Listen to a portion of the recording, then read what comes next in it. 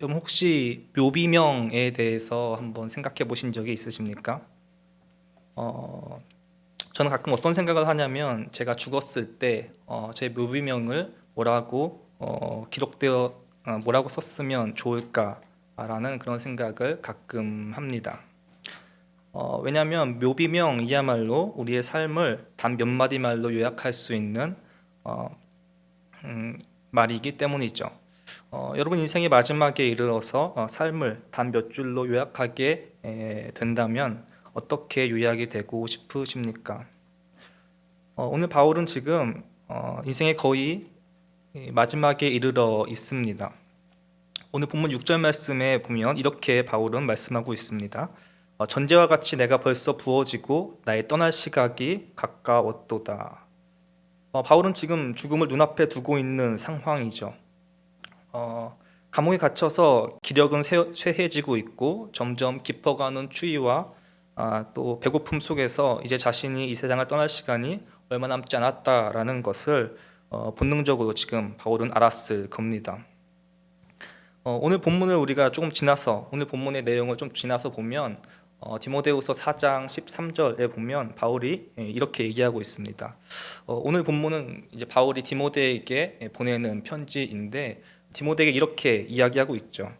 내가 올 때에 내가 드로아 가보의 집에 둔 겉옷을 가지고 오고 또 책은 특별히 가죽 종이에 쓴 것을 가져오라. 뭐라고 말씀하고 있죠? 겉옷을 가지고 오라. 그럼 여기서 바울의 심정이 느껴지십니까? 바울은 지금 굉장히 극한의 상황에 있는 것이죠. 바울이 있던 그 지하 감옥이 얼마나 추웠으면, 그 추위가 얼마나 뼈에 사무쳤으면 바울이 디모데에게 겉옷을 부탁하겠습니까? 이렇게 바울은 지금 극심한 추위와 아주 열악한 환경 속에서 점점 그 생명의 불씨가 꺼져가는 그러한 상황에 있었습니다. 그런데 그 극심한 상황 속에서 그 자신의 그 영적인 아들 그리고 자신의 수제자와 같았던 그 디모데에게 바울이 이렇게 이야기하고 있는 것이죠. 오늘 본문의 말씀입니다. 하나님 앞과 살아있는 자와 죽은 자를 심판하실 그리스도 예수 앞에서 그가 나타나실 것과 그의 나라를 두고 엄히 명하노니 너는 말씀을 전파하라. 때를 얻든지 못 얻든지 항상 힘쓰라. 바울이 지금 디모데에게 무엇을 명령하고 있는지 너무 명백하지 않습니까? 바로 말씀을 전파하라는 것이죠. 바울은 자신의 죽음이 얼마 남지 않은 그래서 자신이 말을 할 수 있는 기회가 얼마 이제 남지 않은 그런 상황 속에서 바로 이 말씀을 전파하라는 이 메시지를 디모데 자기 인생에 가장 사랑하는 영적인 아들인 디모데에게 전하고 있는 것이죠. 이렇게 그 말씀을 전파하라라고 이제 강조하면서도 바울은 자신의 이 말씀을 전파하라는 이 말이 얼마나 중요하고 얼마나 엄숙한 명령인지에 대해서 앞절에서 표현하고 있는데 이렇게 표현하는 것이죠. 다시 한번 볼까요? 오늘 본문의 말씀 4장 1절 말씀이죠. 하나님 앞과 살아있는 자와 죽은 자를 심판하실 그리스도 예수 앞에서 그가 나타나실 것과 그의 나라를 두고 엄히 명하노니. 그럼 바울에게 있어서 바로 이 말씀을 전파하라라는 이 말씀은 바로 인생 최대의 사명이었습니다. 바울의 삶을 한마디로 요약할 수 있는 말이 바로 이 말씀 전파하는 사명이었던 것이죠. 그런데 사실 이 말씀 전파라는 이 사명이자 바울 인생의 최대의 그 바울 인생을 요약할 수 있는 이 최대의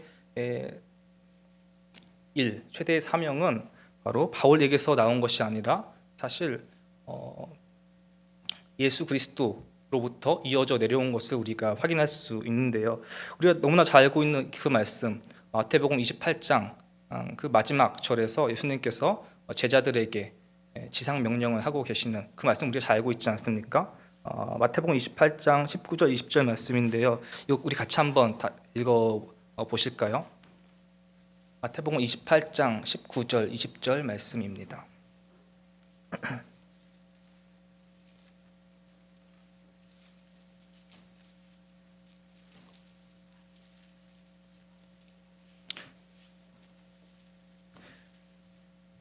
네, 함께 읽겠습니다. 그러므로 너희는 가서 모든 민족을 제자로 삼아 아버지와 아들과 성령의 이름으로 세례를 베풀고 내가 너희에게 분부한 모든 것을 가르쳐 지키게 하라. 올지어다 내가 세상 끝날까지 너희와 항상 함께 있으리라 하시니라. 아멘. 내가 너희에게 분부한 모든 것을 가르쳐 지키게 하라. 바로 주님의 말씀을 가르쳐 지키게 하는 것, 바로 그 말씀 전파의 사명이 오늘 이 본문 마태복음 28장에 나오는 거 아닙니까? 바울이 받은 그 말씀 전파의 사명은 바울 자신이에게서 나온 것이 아니라 바로 예수께서 마지막으로 제자들에게 말씀하신 그 지상 명령, 그리고 그 지상 명령이 이제는 그 바울에게까지 이어져서 그 바울은 그 말씀 전파의 사명을 이어받아서 그 사역을 충실하게 감당한 모습을 오늘 우리가 볼 수 있는 것이죠. 그런데 그 말씀 전파의 사명은 이제 다시 그 위대한 사명을 이제 디모데라는 그 자신의 가장 아끼던 그 영적인 아들 디모데에게 다시 전수되고 있는 모습을 우리가 확인할 수 있습니다. 여러분, 오늘은 바로 선교 헌신 예배의 날이죠. 그런데 선교라는 것이 우리가 꼭 외국에 나가서 복음을 전하는 것, 그것이 아니라는 것을 우리 모두 다 알고 있습니다. 하나님의 선교는 사실 창세기 12장에서 처음 이제 하나님께서 아브라함을 택하시고 또 아브라함을 통해서 땅의 모든 열방이 복을 받도록 하는 바로 그것에서부터 시작된다라는 것을 우리가 알 수 있죠. 그리고 나서 성경의 전체적인 그 내용은 바로 이 하나님의 선교의 연속성 안에 있는 것이죠. 성경은 바로 이 세상에 대한 하나님의 그 선교에 책이면서 우리는 그 하나님의 말씀을 전파함으로써 그 선교를 이루어 나가야 하는 것입니다. 그런 면에서 우리가 있는 이곳에서도 하나님의 그 선교를 감당할 수 있는 것이죠. 우리가 살고 있는 이 대한민국 땅에서도 우리 하나님의 그 선교의 명령, 말씀 전파의 사명을 우리는 감당할 수 있습니다. 20세기에 가장 탁월한 선교학자이면서 선교사였던 레슬리 뉴비긴이라는 선교사가 있었습니다. 이분은 20대 초반에 인도의 선교사로 파송이 되었습니다. 그리고 인도라는 그 미개척 그 지역에서 35년 동안 선교를 하고 그리고 인생의 말미에 선교를 마치고 난 뒤에 인생의 말미에 자기의 본국인 영국으로 돌아왔습니다. 영국이라는 나라가 사실 기독교 국가 아닙니까? 이 기독교 국가였던 이 영국이라는 나라로부터 선교사로 파송이 돼서 35년 동안 타지에 가서 복음을 전했었는데 근데 그 이후에 인생의 말미에 이제 영국에 돌아왔더니 이 레슬리 뉴비긴 선교사는 굉장히 충격을 받은 것이죠. 왜냐하면 자신은 보냈던 그 선교 파송국이었던 그 영국이 오히려 선교 대상국이 되어 있었던 것입니다. 영국의 상황을 본 뉴비긴의 그 마음은 굉장히 그분의 충격에 빠져서 그것에 대해서 수많은 저수를 했고 그것으로 많은 강연을 다녔는데 여러분 이 영국의 상황 단 30년 40년이 지나자 선교 파송국에서 선교 대상국으로 바뀐 이 상황이 단순히 영국이라는 국가 하나의 일이겠습니까? 사실 우리도 굉장히 선교에 대해서 얘기하자면 자부심이 있는 국가죠. 모두 알고 계시듯이 사실 우리나라는 선교사 파송국가 세계 2위의 나라였습니다. 미국 다음으로 우리나라가 선교사를 많이 파송한 그런 나라였는데 그런데 그 선교사 파송 국가에서 현재 우리나라가 마치 영국과 같은 그런 전철을 밟고 있는 것 같아요. 제가 GMS라는 선교 단체 동아리에 가입되어 있습니다. 저희 이제 신학교에 총회 선교 선교국이는 이 GMS 선교 동아리에 제가 가입되어 있는데 그래서 얼마 전에도 이제 성도님들의 후원을 받아서 또 이제 베트남으로 정말 감사하게 아우리치를 잘 다녀왔었는데 제가 이제 그 동아리에 가입을 해서 이제 여러 가지 활동을 하면서 많은 강의도 듣고 또 여러 가지 정보를 알게 되었습니다. 그러면서 우리나라의 선교 현실에 대해서 여러 가지 이야기를 듣게 되었는데 굉장히 우리나라의 선교 현실이 굉장히 악화되어 갖고 있다라는 것이죠. 사실 여러분 아십니까? 사실 선교사를 파송 GMS라는 이 단체에서 다른 나라로 이제 전 세계로 이제 선교사님들을 이제 파송을 하시는데 그런데 거기에는 원래는 나이 제한이 있었다라고 합니다. 왜냐하면 이제 모든 선교사님을 다 파송하고 싶어도 또 지원자도 워낙 처음에는 많이 있었고 그리고 그분들 중에서 사실 선교에서 굉장히 중요한 것이 그 선교지에 정착을 해서 그 나라의 타국의 언어를 배우고 그 습득하는 그것이 가장 기본적인 일이기 때문에 그 선교지의 언어가 습득되는 그 습득할 수 있는 그 마지노선의 나이 연령이 한 40세 정도라고 해요. 그 40세가 넘어가면 그래서 거의 언어를 배우는 것, 습득하는 것이 굉장히 어려워져서 그래서 40세 정도를 이제 제한 연령으로 두고 선교사 파송을 했다라고 합니다. 그런데 현재 상황이 어떻게 되는지 아십니까? 그 제한 연령이 사라져 버렸다라고 합니다. 선교사를 갈 수 있는 사람들이 너무 적기 때문에 그런 제한 연령을 고려할 수가 없게 된 것이죠. 이제 지원하는 사람들을 모두 보내도 선교를 파송할 수 있는 사람을 찾기가 굉장히 어려워졌다라고 이야기를 하는 것을 보고 우리나라의 그 과거의 그 옛 영광, 선교 대국이라는 그 옛 영광이 이제는 사라져 버렸다는 것을 체감할 수 있었습니다.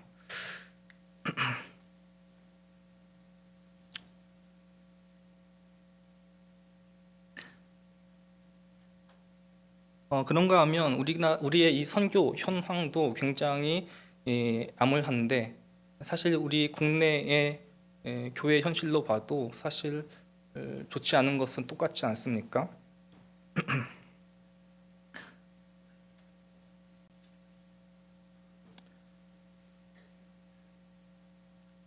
계속해서 교회에 대한 슬픈 전망들이 나오고 있고 한국의 교회들은 날이 갈수록 수가 줄어들고 있습니다.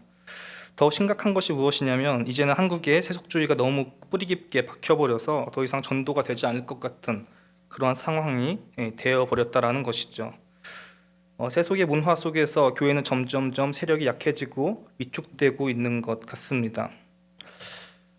이런 암울한 상황. 그런데 오늘 본문 말씀에 보면 바울은 바로 이러한 상황을 마치 예견이나 했던 것처럼 이렇게 말씀하고 있습니다. 본문 말씀 3절 4절 말씀입니다. 제가 읽어드리겠습니다. 때가 이르리니 사람이 바른 교훈을 받지 아니하며 귀가 가려워서 자기의 사욕을 따를 스승을 많이 두고 또 귀를 진리에서 돌이켜 허탄한 이야기를 따르리라. 때가 이르는데 어떤 때입니까? 바로 바른 교훈을 받지 아니하는 때, 그리고 귀가 가려워서 사욕을 따를 스승을 많이 두는 때. 여기서 말씀하고 있는 이 귀가 가렵다라는 이 말은 바로 이제 귀에 듣기 좋은 아주 달콤한 말로 이제 진리를 속이고 왜곡된 진리를 선포하는 그런 말을 이야기합니다. 이런 바로 듣기 좋은 말로 사욕을 챙기는 사람들이 많아지는 그런 때를 말씀하고 있는 것이죠. 지금이 바로 그런 때 아닙니까?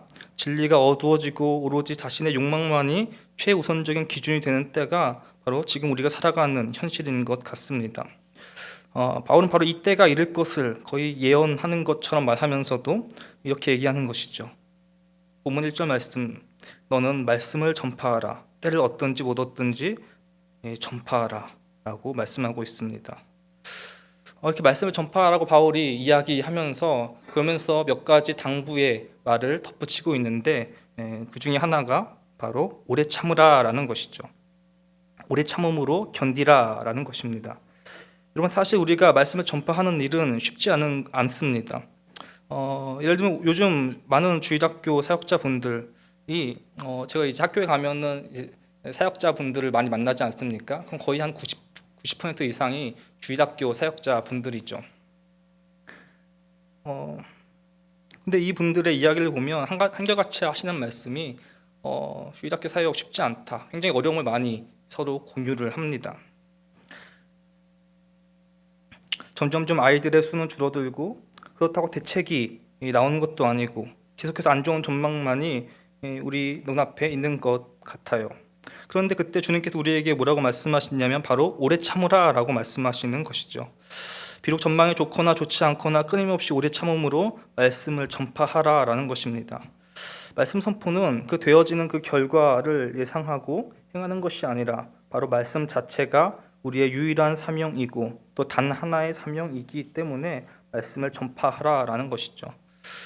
여러분 여기 주일학교 선생님들 많이 계신 걸로 알고 있습니다. 저희 유치부 선생님들도 계시고 하시고 많은 유년부, 초등부 선생님들 또 중고등부 선생님들 계실 텐데 오늘 우리가 사실 말씀 전하는 이 일이 사실 쉽지 않지만 주님께서 우리에게 하시는 말씀은 오래 참고 기다리라라는 것이죠. 때를 얻든지 못 얻든지 오래 참음으로 말씀을 전파하라라고 말씀하고 계십니다. 비록 전망이 좋지 않아 보여도 결과가 나타나지 않을 것 같아도 끊임없이 말씀을 전파하는 그런 사명을 잘 감당하라라고 주님께서 말씀하시고 계신 것이죠. 여러분 그리고 바울은 오래 참음을 가지고 무엇을 하라고 명령하고 있습니다. 무엇을 하라고 명령하고 있습니까? 바로 오늘 본문에 경책하고 경계하며 권하라라고 말씀하는 것이죠. 여러분 이 세 단어들은 바로 책망과 교훈을 말하는 그런 단어입니다. 우리가 말씀을 전파한다라고 할 때 그것은 누구나 다 아는 이야기만 우리가 이야기하는 것을 뜻하지 않는 것이죠. 누구나 다 우리가 예수님을 믿는다라는 것, 우리가 예수님을 전파한다라는 것을 누구나 다 알고 있죠. 우리가 그것을 이야기하고 또 그들에게 전한다라는 것만을 뜻하는 것이 아니죠. 예수님께서 우리에게 우리의 참된 구주이시다라는 것을 우리가 전파해야 하지만 그러나 때로는 우리는 세상의 잘못된 방향에 대해서 경고하고 경책하며 책망해야 한다라는 것이죠. 세상이 옳지 못한 방향으로 가고 있다면 그것에 대해서 옳지 못하다, 잘못됐다라고 큰 소리로 외치면서 막아서야 한다라는 것이죠. 에스겔 22장 30절 말씀에 하나님께서는 이렇게 말씀하고 계시는데요. 22장 30절 말씀 이렇게 말씀합니다. 이 땅을 위하여 성을 쌓으며 성 무너진 데를 막아서서 나로 하여금 멸하지 못하게 할 사람을 내가 그 가운데에서 찾다가 찾지 못하였으므로.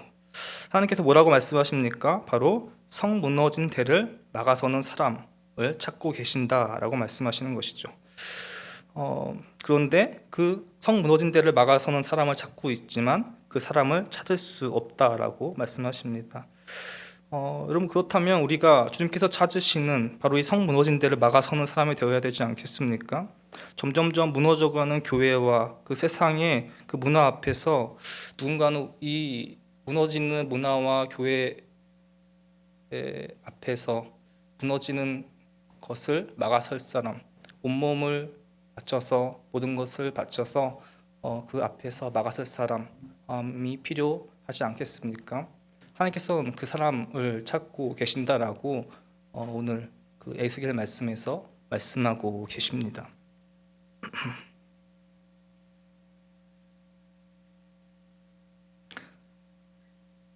세상의 흐름에 아니라고 말할 수 있는 사람, 세속의 문화가 옳지 못하고 그리고 그것이 잘못되었다라고 말할 수 있는 사람, 그리고 그것을 온 몸을 바쳐서 거부할 수 있는 사람, 그 사람을 하나님께서 찾고 계십니다. 이제 바울은 마지막으로 이렇게 이야기하고 있습니다. 전자와 같이 내가 벌써 부어지고 나의 떠날 시각이 가까웠도다.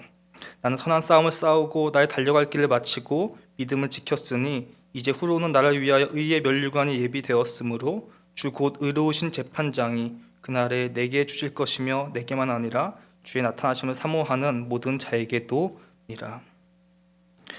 여기서 바울이 말하고 있는 이 전자와 같이 부어졌다라는 이 표현은 제사 의식과 관련된 표현입니다.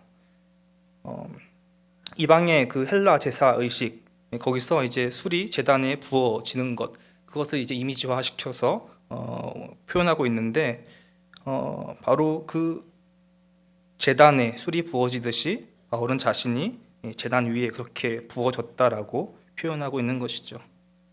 그러면서 바울이 뭐라고 얘기하고 있냐면 바로 자신의 인생이 어떤 길을 걸어왔는지를 지금 설명하고 있는 것을 우리가 볼 수 있습니다. 나는 선한 싸움을 싸우고 나의 달려갈 길을 마치고 믿음을 지켜왔다라는 것이죠.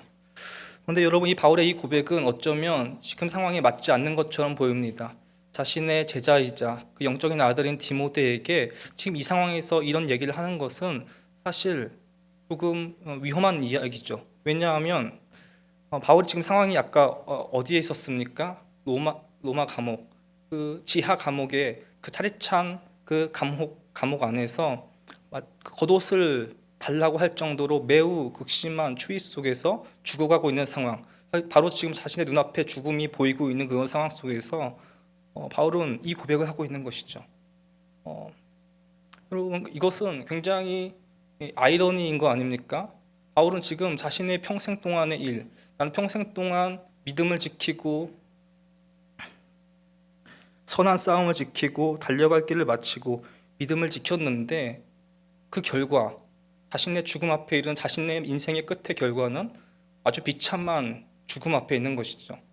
이 모습을 본 디모데는 처음에 그 달려갈 길을 가고 싶다가도 저렇게 비참한 꼴이면 나는 하지 않겠어 라는 생각 들 수 있지 않겠습니까? 나는 저런 인생을 살지 않을 거야. 바울이 지금 여기서 굉장히 단호하게, 나는 신실하게 주님의 말씀을 지켰고 말씀을 전파했고 또 선한 싸움을 싸웠다라고 이야기하는 것, 어떻게 보면 디모데에게 자신의 길을 따르라고 요청하고 있는 이 상황 속에서 굉장히 위험한 일일 수 있는 것이죠.